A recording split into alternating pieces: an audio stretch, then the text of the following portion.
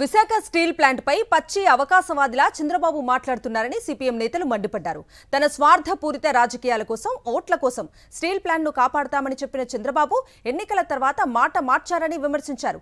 ఇచ్చిన package steel plant కోసం, కార్మికుల జీతాల కోసం, ముడి సరుకు కోసం ఉపయోగించలేదన్నారు. కేంద్ర ప్రభుత్వంతో సన్నిహిత సంబంధాలు ఉన్నాయని చెబుతున్న చంద్రబాబు విశాఖ స్టీల్ ప్లాంట్ కు ఎందుకు సొంతంగా గనులు కేటాయించలేకపోతున్నారని ప్రశ్నించారు. సిపిఎం నేతలతో మా ప్రతినిధి నాయుడు మరిన్ని వివరాలు విశాఖ నుంచి అందిస్తారు. విశాఖ స్టీల్ ప్లాంట్ కార్మికులను అవమానపరిచేలా సీఎం చంద్రబాబు నాయుడు మాట్లాడడంపై సిపిఎం నేతలు మండిపడుతున్నారు. ఇంక ఇదే అంశం మీద మనతో మాట్లాడడానికి సిపిఎం నేతలు సార్, విశాఖ స్టీల్ ప్లాంట్ను వైట్ ఎలిఫెంట్తో పోలుస్తూ, అలాగే మీరు పని చేయకపోతే జీతాలు ఇవ్వాలా అంటూ సీఎం చంద్రబాబు నాయుడు చేసిన వ్యాఖ్యలు ఏ విధంగా చూస్తారు? అది సరైనది కాదు. ఒక రాష్ట్ర ముఖ్యమంత్రిగా ఉన్నప్పుడు రాష్ట్ర ప్రజల్ని గౌరవించాలి, కార్మికులను అందులో అగ్రభాగాన గౌరవించాలి. ఇదే చంద్రబాబు నాయుడు గారు 2010లో స్టీల్ ప్లాంట్కి సొంత గనులు కావాలని జంతర్ మంతర్ దగ్గర ధర్నా చేసినప్పుడు బ్రహ్మాండంగా ప్రశంసించాడు.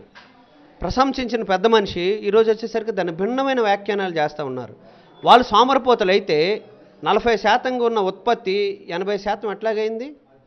అదే కాకుండా వాళ్ళంతా చెప్తా ఉన్నారు, ఈ ఉత్పత్తిని మరింత పెంచాలంటే ఈ కూటమి ప్రభుత్వం వచ్చిన తర్వాత కేంద్ర ప్రభుత్వం నాసిరకమైన రా మెటీరియల్ ఇస్తుంది, రావాల్సినంత ఉత్పత్తి తీసుకురాలేకపోతున్నాం అనేది కూడా వాళ్ళు స్పష్టంగా చెప్తున్నారు. వాళ్ళు అడుగుతుంది ఏంటి? లాభాల్లో రావాలంటే సొంత గనులు ఇవ్వాలని. దేశంలో అన్నిటికీ సొంత గనులు ఉన్నాయి, ఎందుకు విశాఖపట్నం స్టీల్ ప్లాంట్కే సొంత గనులు లేవు? ఒకవైపున ఇక్కడున్న కూటమి ప్రభుత్వం కేంద్రంలో కీలకంగా వ్యవహరిస్తూ ఉంది. అనేక అంశాల్లో చెప్తారు, నాకు చాలా విలువ ఉంది.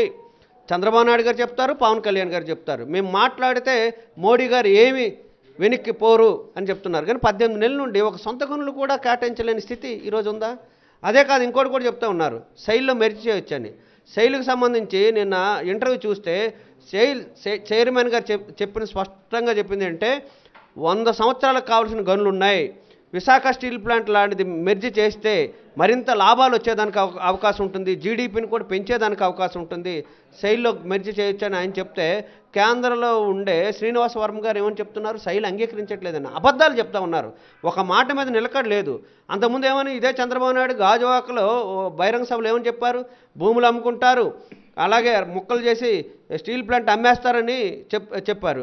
అదే చంద్రబాబు నాయుడు గారు వచ్చిన తర్వాత ఇప్పుడు ఏం చేస్తున్నారు? అదాని అంబుజా సిమెంట్ ఫ్యాక్టరీకి దాదాపు ఇప్పుడు ఎక్స్పాన్షన్కి అవసరం ఉంది. అక్కడున్న ప్రజలందరూ వ్యతిరేకించారు వాస్తవంగా. దాని గురించి ఒక్క మాట అంటే ఒక్క మాట ఆడలే. 1800 ఎకరాల భూమి అంతకుముందు స్టీల్ ప్లాంట్ది గంగవరం పోర్టుకి ఇచ్చిన దాన్ని అదానికి ఇచ్చేశారు. ఇప్పుడు ఎక్స్పాన్షన్కి కావాల్సిన భూమి స్టీల్ ప్లాంట్ దగ్గర ఉంది. కాబట్టి అదాని ప్రయోజనాలకి, అలాగే ఆర్సీఎల్ మెట్ల ప్రయోజనాల కోసమే చంద్రబాబు నాయుడు గారు చేస్తున్నారనేది స్పష్టంగా అర్థమవుతుంది. ఎందుకంటే మన పబ్లిక్ హియరింగ్ జరిగింది. ఆగమేఘాల మీద పొల్యూషన్ కంట్రోల్ బోర్డులు, కేంద్ర ప్రభుత్వం అనుమతులు తీసుకుంది. ఆయన చెప్తుంది ఏంటి? పెట్టుబడులకు సంబంధించిన దానిలో 50% సబ్సిడీలు ఇస్తాం, నీళ్లు కరెంటుకు సంబంధించిన దానిలో 15 నెలలు ఇస్తాం, అట్లాగే బ్యాంకులకు సంబంధించిన వడ్డీలు లేకుండా రాయితీలు ఇస్తాము, నాదే బాధ్యత.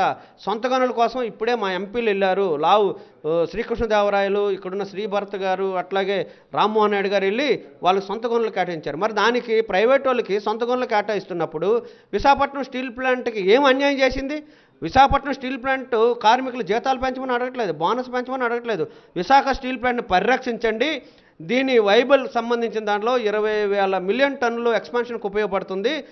ఎక్స్పాన్షన్కి ఉపయోగపడితే దాదాపు 2 లక్షల మందికి ఉపాధి అవకాశాలు వస్తున్నాయని. ఒకవైపు ఇన్ని సమ్మిట్లు పెట్టాల్సిన అవసరం లేదు. ఒక్క స్టీల్ ప్లాంట్కి సొంత గనులు ఇవ్వగలిగితే 2 లక్షల మందికి ఉపాధి అవకాశాలు వస్తాయనేది వాళ్ళే చెప్తా ఉన్నారు. ఇంత దుర్మార్గంగా చంద్రబాబు నాయుడు గారు మాట్లాడటం అనేది సరైనది కాదు.